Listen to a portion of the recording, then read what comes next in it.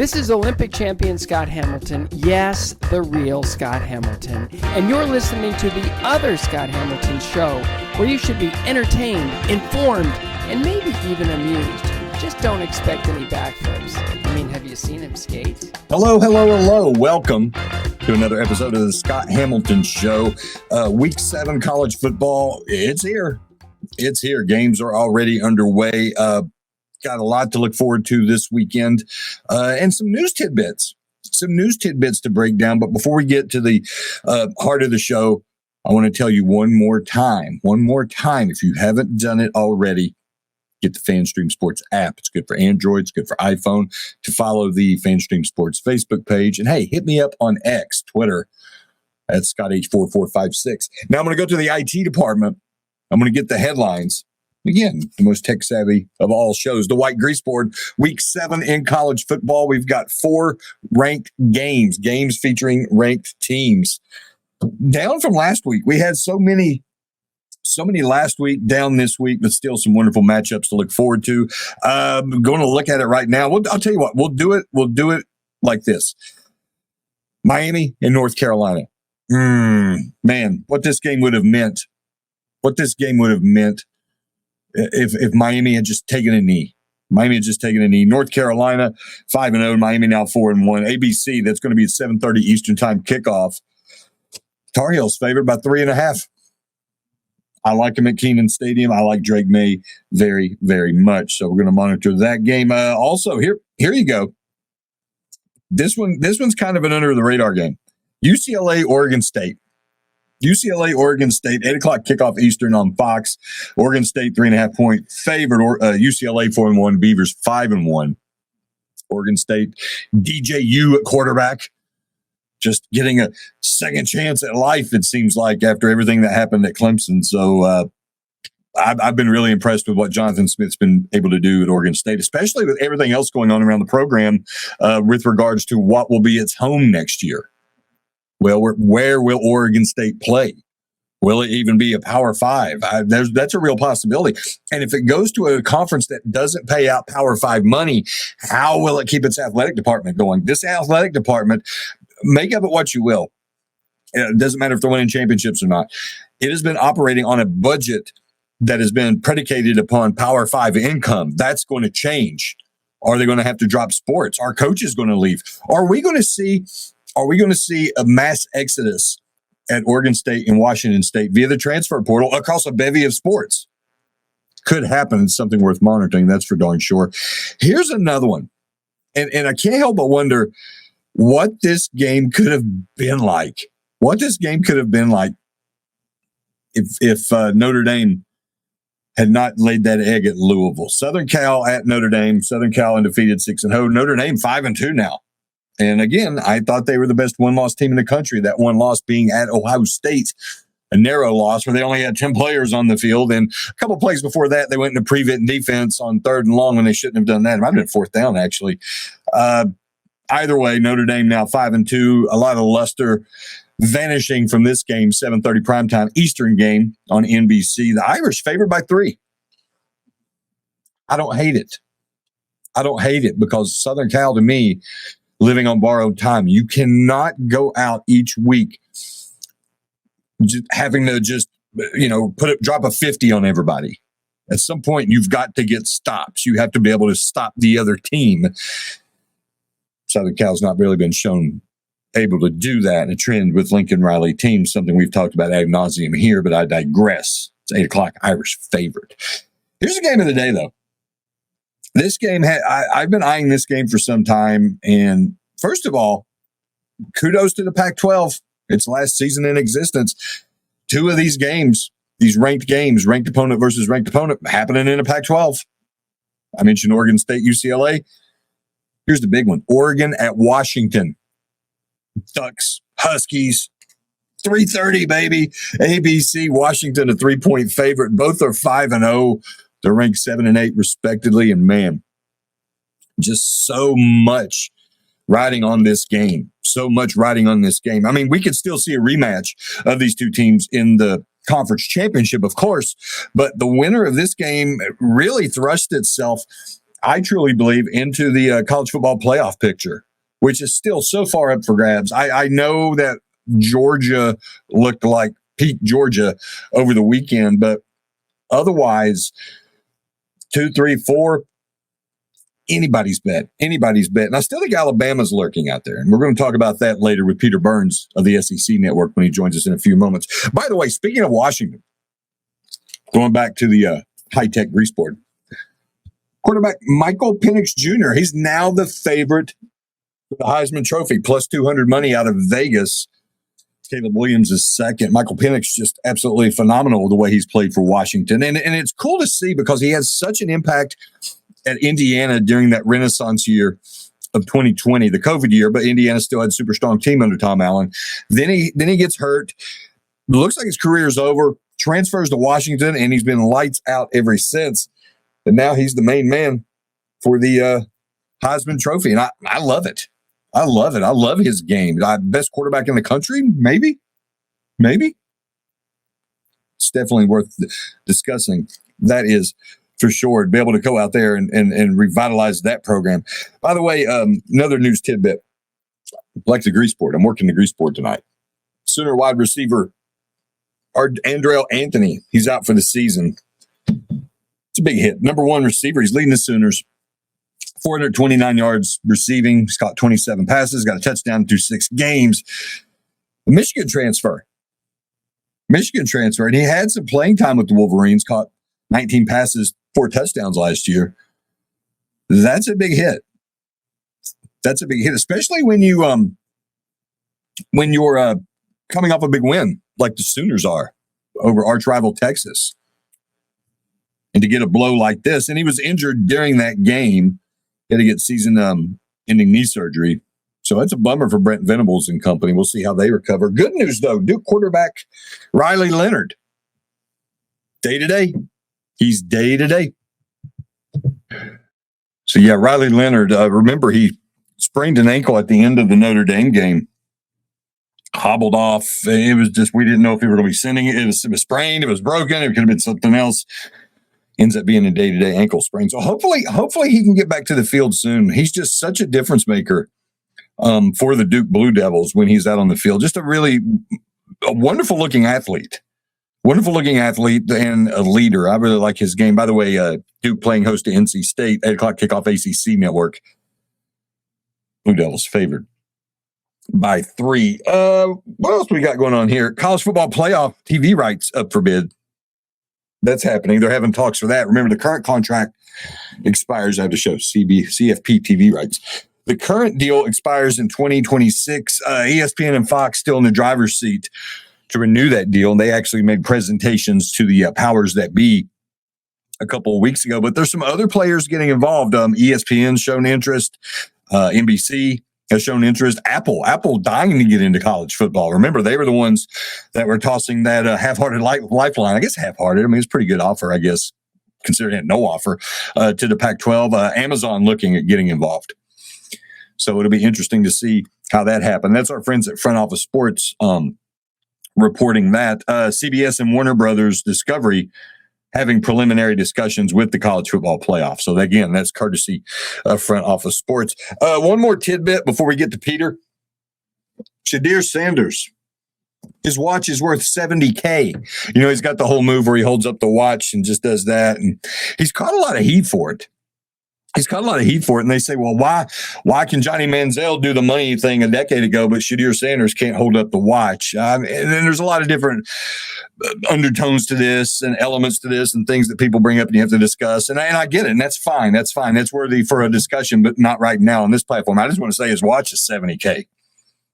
And he's not shy about it. And his dad, Coach Prime, Deion Sanders, he's not shy about it. That they got to figure out a way to market him doing that. That just hold it. If there's my watch, figure out how to get a sponsorship deal. Do it. I mean, don't hate the player, hate the game, man. If he can get a sponsorship deal for flashing some bling, God bless him. But anyway, Peter Burns, SEC Network, joining us on the other side. Breakdown the week that will be, the weekend coming up in the Southeastern Conference. Going to get his take on what's happening in College Station, get his take on Mark Stoops' comments from earlier this week about Georgia, which just kicked Kentucky's butt 48 hours prior, saying that Georgia had bought a really good team and Kentucky needed people to step up and give them money so they go out and get players. And also get his take on a sneaky good matchup in the SEC East this week. Sneaky good. Two teams, one we occasionally throw out there as being solid. The other's kind of an up and down. We'll let Peter and I'd fill you in on that. Stick around. More of the Scott Hamilton Show to come. Hello, sports fans. FanStream Sports. Hey, you like golf? There's a good chance you do, because I said so. But what do you need playing golf? Well, you need clubs. Right? Clubs, you need balls. The thing that people don't usually think about is that golf bag. And that's what most people see when they look at your golf clubs. Like right off the bat. And if you've got a raggedy bag, it's not doing you any favors, bud. So get you a new bag. Go over to orca-golf.com. Orca-golf.com. Why are you going there? You're going there because you want a golf bag, but you want one that's kind of screams you. So you want to pick the colors. Well, you can use your own custom colors. Maybe you have a logo in mind. Maybe it's your logo. You're like Prince. You just have a symbol. That's the case, dude, you can get your logo on there. Your name, just get it done exactly like what you want it done by actual designers. Nothing goes out of their factory without the approval of the founder, Erica Bennett, who is just brilliant. We've seen some of her bags. We've got one of them actually in the studio. And you know what? Dude, it looks good. If you want other people to look at your golf setup and go, man, that just screams Frank. You want that? Then go over to orca-golf.com. Do yourself a favor and use the promo code DSP10 for 10% off and free shipping. I'll say that again, DSP10 for 10% off and free shipping. So do it today, because Orca Golf is the best choice in the game. Hi, golfers. IndyCar Tim here. I want to talk to you a little bit about Golf Central Magazine. It's not just a golf magazine. It's the magazine for everything: turf, travel, philanthropy, and lifestyle. Head over to golfcentralmag.com and check out the latest issue. Some of the regular features in Golf Central Magazine: the Golf Bachelorette of the Month, the Golf Bachelor of the Month, the Golf Cart Girl of the Month, Golf History, Grip It and Sip It. So head over to golfcentralmag.com. It's free. It's the magazine for everything: turf, travel, philanthropy, and lifestyle. Golf Central Magazine at golfcentralmag.com. We'll see you there. All right, guys, time to talk a little bit about Turf Life. You've seen the hats on our heads. You've been or seen the video of the studio. You've seen that the decals are all over the place. Turf Life. Man, it's the brand that salutes the consumer and industry players everywhere whose lives involve turf. What does that mean? That means if you play or have a business or, maybe you're a sports educator, you're going to be on turf at some point. So you live the turf life. So go ahead and tell everybody you live the turf life by having your Turf Life window decal or, the hat or the keychain or the something. Along that lines, just go to turflifeclub.com and become a turf head. That's what it's called when you live the turf life. You're now a turf head. And you can go join the club today and snag that window decal or snag any other special Turf Life accessories and go over there to that website, which is turflifeclub.com, and get your stuff and show everybody that, man, I'm all about that turf life. And then you just kind of raise your coffee mug at them and go, yeah, turf life, baby. That's what it's about. And then that's the end of the commercial. Ding. That means it's done in microwave talk. Hey, listeners, make sure you check out the brand new FanStream Sports in-studio text line. You can reach us during any of our live shows or 24/7 at 214-937-0569. That's 214-937-0569. Text us 24/7, day or night, and we'll reply to you and make you part of the show. Coming back at you. Now, more FanStream Sports. Welcome back. Getting ready for another fantastic weekend of college football. Week 7. We're already at week 7 of the college football season. It's flying by way too fast, and I look forward to each and every Saturday. Don't want to wish my life away, but I live from Saturday to Saturday, and so does our guest making his regular appearance. It's our buddy Peter Burns of the SEC Network. Peter, let me ask you this. If you weren't confined doing all your stuff for the SEC Network, living the rock star life in the private jet and the limos and catered lunches, right. How would you consume Saturdays? How would you sit back and enjoy college football?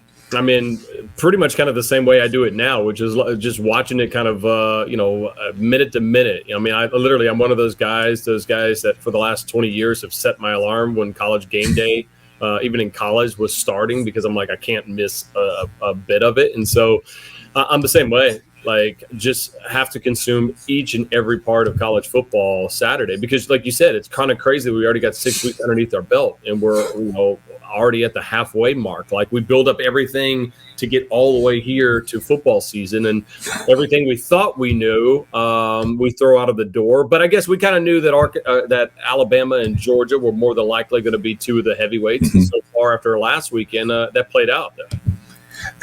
I'm thinking this, Peter, and I sent you this text the other night, and I truly believe this, because we've seen this movie before. Here comes Alabama. They took a loss.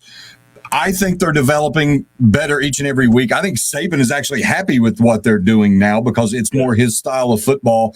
And I think it sings to the greatness of Nick Saban to be able to adapt and evolve. It's just in this instance, instead of having to go in uncharted waters like he did bringing in Lane Kiffin and all that, he's going back to his old playbook and saying, you know what? This will work now. Let's roll with it. What's your take? Yeah, I think it's just going back to what he's comfortable with, and more so, especially defensively, with Kevin Steele, who he knew for a long time who was going to be, who's practically been at every single SEC school, it kind of feels like. And that's really, Scott, the way that Alabama has gotten back into the season, is playing really, really good defense the way they did back in 2011, 2012, and those kind of glory days. Now, they're not running the ball as well as I think they thought they would. But at the same point, I think that they've progressed and they've learned how to use Jalen Milroe a little bit more. Listen, like, that was a tough spot. College Station was loud. That was a hostile environment. And they asked Milroe to win that game for him, and he did. This wasn't like, hey, we're going to win in spite of him. It was, we're going to win because of him. So I think Tommy Rees has done a real good job kind of dialing up a good offense. And on the flip side of it, when we talk about the other contender, Georgia, I think Mike Bobo has done a really good job bringing along Carson Beck as well. Not giving him too much on his plate, not trying to be Todd Monken with Stetson Bennett right from the jump. And I think we finally saw them open up the throttle a little bit against Kentucky, and that was just an absolute whooping for the Ducks. Yeah, Georgia hit another gear that we're more familiar with seeing Georgia play at. Yeah. My question is this, and I spoke with our buddy Mike Griffith at Dog Nation about it. I'll get your take on it while we're on the topic of Georgia. I think right now complacency is an issue for Georgia, because they've been lethargic for the better part of these first 6 weeks of the season. Yeah. They get a matchup against Kentucky, a team coming in on a heater, seemed to be a nightmare matchup given Kentucky how good they've been able to run the football, and then they were able to hit that button. I think it's up to Kirby Smart right now to make sure that his team doesn't rely on that ability to hit that button, because maybe they're not always going to be able to do it. Yeah, and because I thought that as well too, and then it gets reminded every time. Kirby's done a really good job talking about it last year and even this year, going, hey man, we got a lot of guys that aren't here. This is a brand new team. So while the brand is still the same, it's Georgia, the G is on the helmets, the colors are all the same, the rosters look a whole hell of a lot different. And where Georgia and Kirby have built that program in the shadows and now above Alabama is the fact of like, hey, like, you all want to play in the NFL. You all want to be first-round draft picks. So there really isn't an opportunity to take a week off, because if you do, there's probably a backup and his backup that are willing to move up on the depth chart. So, it's kind of one of those things where there's so much competition inside the building that's why I think it works really well. I just think it was just a team trying to mesh together. And finally, Scott, they had that opportunity. And it was really a good litmus test for Kentucky to say, hey, man, like, we think we're pretty good, but we're not even anywhere close to where Georgia is when we both put our pedal to the floor. Yeah, Georgia at Vanderbilt Saturday, 31.5-point favorite right now. That's a noon CBS kickoff. Speaking of Kentucky, we have the comments from Mark Stoops basically saying we need more money to compete with Georgia, and that's yeah. Or now you got to show your watch. That's watch. But I agree with him. I don't hate the player. I hate the game. But people are trying to say, oh, well, we got all upset when Saban said it, but when Stoops says it, we didn't get upset when Saban said it, but we get upset when Stoops says it. I think it's totally different, Peter. I think the platform was terrible for Mark Stoops to do that on his weekly call-in show. And B, he did it after a loss, not during an off-season booster gathering when he didn't really think there were any cameras in the room. Are you for what Mark Stoops says, or do you say no, he was in the improper audience? Well, I mean, I think there's the truth lies somewhere in between. Like, so let's just take the message itself. Is he asking for Kentucky to step up their booster and their collective money? Absolutely. I mean, there's not a head coach that's not doing it. So the message was on point. The problem was the fact that when it came out, like, had they beat let's say Florida the way they did, they absolutely looked dominant against Florida for the third year in the row to beat them. If he goes into a presser or his coaches show that week after a big win and says, I need this, if we're going to compete against Georgia, we need the boosters to open up their money. Hey, look at what we just did to Florida. Like, use it as a sales pitch. It's one thing.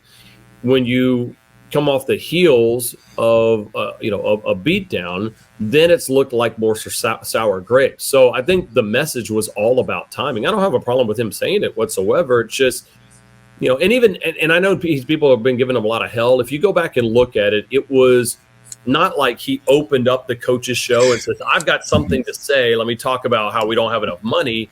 It was more of just kind of, in the flow of a conversation, but that's how media works. We clip something and then go, oh, can you believe what Coach X said? So I think he learned his lesson. And that's why this game against Missouri is really, really intriguing to me, because both of these teams coming off a loss, Missouri a heartbreaking loss against LSU, and Kentucky just a beatdown loss.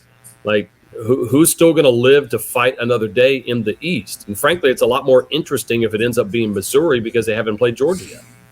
I agree with you on that, Peter. And we talk about the media grabbing a hold of a nugget and then making it into a narrative, for lack of a better word. That's happening with James Franklin at Penn State. I don't know if you saw. Yeah. He was talking about how some Big Ten schools were buying out of games. And he actually meant it in a positive way to help strengthen the schedule going forward. But we can litigate that at another time. Peter, here's an interesting stat for you. I'm going to throw this at you. By the way, Texas A&M at Tennessee, that's the 3:30 game on CBS. Yeah. This is really fascinating. I did not know this, and here I am unprepared because my phone shut down. I had it ready for you, so we're going to have give us an ad. Well, Peter Burns. I can give you one that I looked up earlier today that was talking about this, and I couldn't believe it, because when we start talking about how big of a game this is, think about this. If Connor O'Gara from Saturday Down South had this tweet, if you exclude the 2020 season when they didn't really have road crowds, right, because of COVID deals, restrictions. Jimbo Fisher, 3-13 in true road games at A&M, with 7 consecutive true road losses. And of course, they're coming off of that game against Alabama where they probably should have won. And now they're going to be up in Neyland, who's coming off, or Tennessee's coming off a bye week. So it ain't looking pretty right now for the Aggies. This is from our friend Chris Lowe at ESPN, one of your homies. Tennessee has won its last 12 true home games. The Aggies have lost their last 7 true road games. Yeah, there it is. So, I mean, it doesn't spell good for Jimbo. Yeah, and I also think too, people are going, oh, well, this is such a monster game to see if there's a bounce back for A&M. I don't disagree with that, but I think it's actually bigger for Josh Heupel in this game, and the reason why is I think the cake is already baked about what Jimbo is and what Texas A&M is as a program, right? People, aren't going to change their mind overnight. They're going to say, good coach, great facilities, they just can't live up to the hype. So I think that kind of narrative is baked in for A&M and Jimbo Fisher. On the flip side, I think it's still in the oven right now to figure out what Josh Heupel is. Like, they knew he's an offensive genius. We saw it last year. The question is all right, at home, coming off a bye week where you've had all the time in the world to prepare and get a little bit healthier, can you take advantage of it? And so I think, to me, actually, Heupel has more on his plate and more kind of to lose in a loss and needs to win as opposed to Jimbo Fisher. Yeah, and to validate that everything that happened last year wasn't simply because they had probably the Heisman Trophy winner in my estimation before he got hurt, Hendon Hooker at quarterback. So while we're at this, Peter, and we'll make this our last segment because I know you've got to go to the driving range or you've got raining. It's raining. There's too much stuff other I got to do. People Magazine coming to do your profile at home or Peter Burns, and it's some kind of like picture shooting. That'd be nice. I'd have to clean the fridge up a little bit. That'd be great. So I'm wondering this. We're talking about Jimbo, and of course, when we talk about Jimbo, there's the contract and the buyout, and when do they have enough? When do they have enough? The coaching carousel really quiet right now, and it's very different from the last couple of years. And I think it's because it spun so wildly 2 years ago when we had the Lincoln Riley move, we had the Brian Kelly move. I mean, there were so many coaching changes. What are you expecting this year after this season? Could we be looking at an offseason in which the SEC has zero coaching changes? Yeah, I mean, as tough as it's been for Sam Pittman, I think that he's bought enough goodwill to say, hey, let me get give me another year to let my guys get in here and fix this offensive line. Like, a lot of people are saying Eli Drinkwitz was on the hot seat. I never believed that whatsoever. Like, Drink had just gotten a brand new contract from Missouri, so he was safe and he's playing. And he's got his team playing extremely well. I mean, barring any unforeseen circumstances like, Saban retiring or deciding to walk away, I really don't see a situation. I mean, even Clark Lee, and they're struggling at Nashville or in Vandy, but I think they understand that was going to be a bigger rebuild, and now they're building brand new facilities. So, and Zach Arnett is, he was inheriting a team after the passing of Mike Leach. So there really isn't that situation where I can say, yeah, this guy needs to get up after it. Now, obviously, the A&M, Jimbo Fisher situation, but that's a guaranteed contract, and I don't know how quickly they are to want to move on that. Plus, I actually still think A&M's a good team. I mean, it would not shock me if they went up to Neyland this week. It would not shock me, honestly, if they ran the table the remaining part of the year and finished, at least 9-3, if not 10-2. They have a ton of talent. And but yeah, I think Jimmy Sexton's going to have to be looking for his Christmas bonus somewhere else this year because I don't think there's going to be that much movement, at least in the SEC. I was looking at the list of highest paid coaches the other day, and they had their agents next to it, and I'm just like Jimmy Sexton. He's the most powerful. I mean, everybody talks about like Sankey, and Sankey is extremely powerful, but I'd argue that if he's not the most powerful person in the sport of college football, he's probably number 2, at worst number 3. We'll say influential might be the best word to describe. Most influential. He's the puppet master of everything that's happening right now. I will say this, and we'll close it on this. Jimbo goes, if he wins 8 games this year, that is a marked improvement from last year, given everything that's happened, and it would be hard to validate firing him if he wins 8 games. I know it seems like underwhelming, and the people at Texas A&M sure didn't expect that when they hired him 6 years ago. But when you look at the turnaround from last year and bringing in Bobby Petrino, it's not a one-year fix. I think 8 wins alleviates him, along with that buyout, of course. I mean, I think it's mostly the buyout because every time I look at it, and I told this to the people in College Station on their show a couple of days ago, as any day that they're not in contention for Atlanta or the college football playoff, it's a failure in my mind for Texas A&M football because you have a good coach, you have the recruiting classes, you have the facilities. Like, I don't care what happens last year. Like, I mean, go back and look at TCU. TCU was horrible. Then Sonny Dykes in year 1 takes them. Now, of course, that was in the Big 12. That maybe not as, top to bottom as strong as the SEC. But I think next year is really kind of an interesting year for a lot of teams, but specifically A&M. With a 12-team expanded playoff, there's no reason why a team with the pedigree and the facilities and the resources and the recruiting that A&M has, that they should ever be out of the equation of a 12-team playoff. Yeah, and I'm sure he sent Brent Venables a bottle of champagne or something the other night because anything to help his program look better in the eyes of Texas. Peter Burns, SEC Network. Follow him on Twitter or X at Peter Burns ESPN. Peter, as always, appreciate you coming on, pal. I'm sorry you can't go to the driving range, but hopefully that photo shoot goes well. Next time. I'll go put on some makeup here in a little bit. Thanks, Scott. You're the man. Hey, welcome back. Love our time with Peter Burns of the SEC Network. By the way, Peter Burns' weekly appearance on the Scott Hamilton Show, brought to you by Blue Delta Jeans. And remember, each pair of Blue Delta jeans handmade right here in America in the U.S. of A. to fit you and only you. And if you're new to Blue Delta Jeans, well, let's get you fit. Let's get you fit with a pair of Blue Delta Jeans. Head on over to BlueDeltaJeans.com.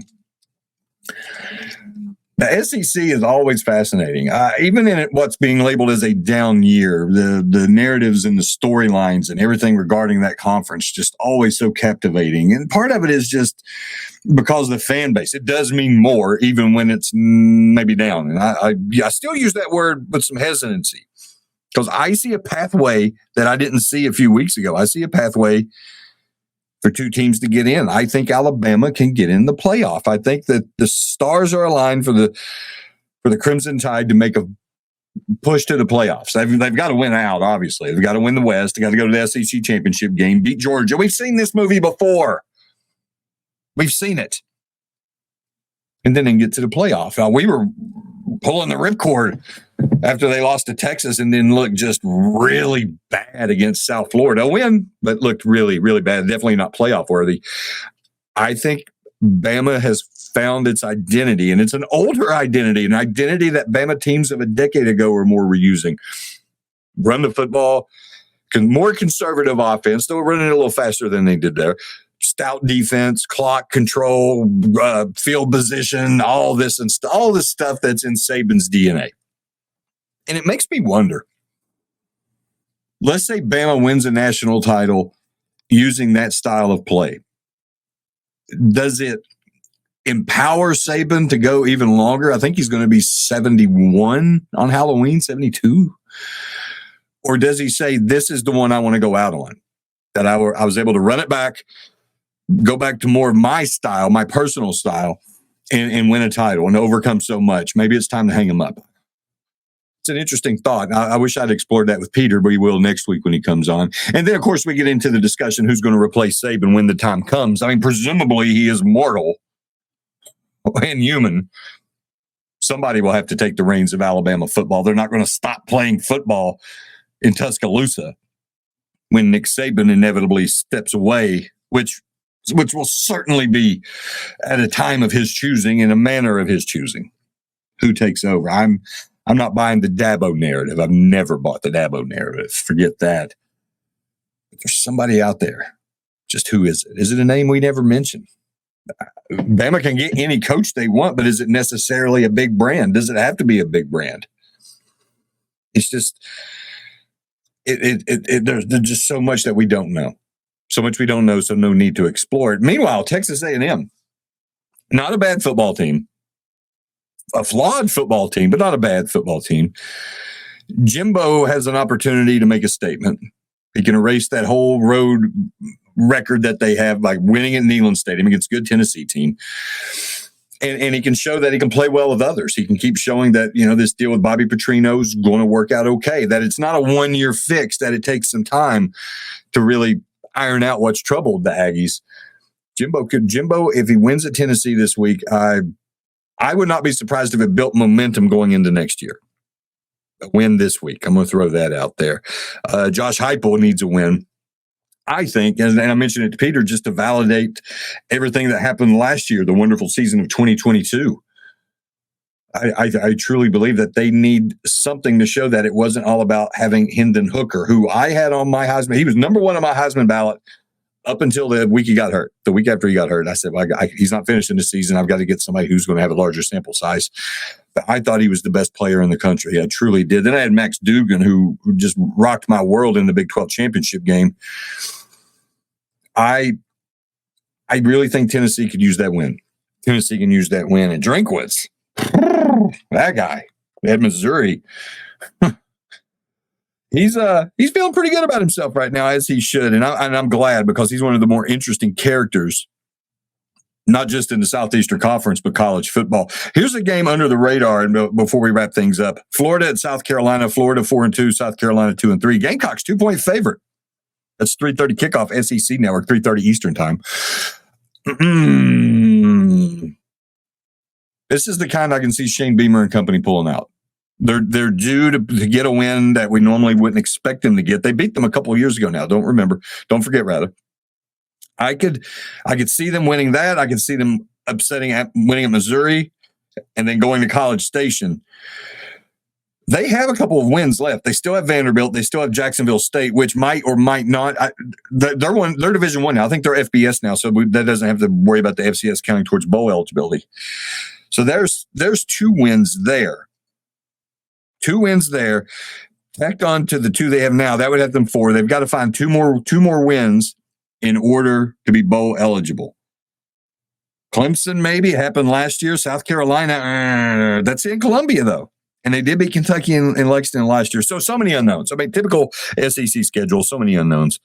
We'll have to see how that one plays out for Shane Beamer and company. Also an interesting game. Auburn at LSU, 7 o'clock Eastern time, ESPN. LSU favored by 11. For the life of me, I cannot figure LSU out. Wonderful quarterback if they can keep him upright, keep him healthy. Alabama and Arkansas, noon Eastern time, ESPN. Bama favored by 19.5. Sam Pittman, he's got to get a big win at some point. He's got to, because he's the perfect coach for that program. And Peter and I discussed it a few weeks ago, if you recall. What is the ceiling for Arkansas? It's inevitable. I mean, what is the innate ceiling for Arkansas?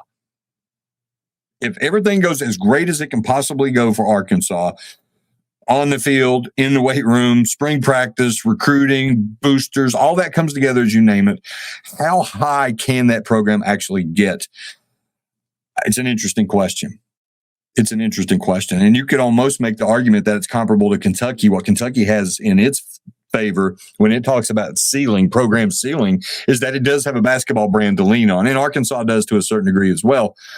But what is the ceiling? Kentucky's never going to have the ceiling here. I mentioned it earlier this week. It's always going to be right here just because they know they can't go up here. They won't let themselves go up there. But what about Arkansas? Do they feel that way, I wonder? Do they think they can't get up here? I don't know. We'll have to explore that. We'll get an Arkansas guest next week to dive a little deeper into that question. Other than that, I've got some more reading to do. Get ready for the weekend. We've got the bandwagoning blog getting ready to be posted. Look forward to some feedback from that. And just get ready for this weekend's action. Basketball Media Days, by the way, right around the corner. So we'll start sprinkling in some basketball tidbits here and there leading up to the season. Excited to see how the season plays out this year. There's a lot of interesting storylines, but that's another topic for another time. Otherwise, download that app. It's good on iPhone, good on Android. Go to the Mainstream Sports Facebook page, interact with me on Twitter, X, at ScottH4456. As always, the DMs are open. Until next time, be safe.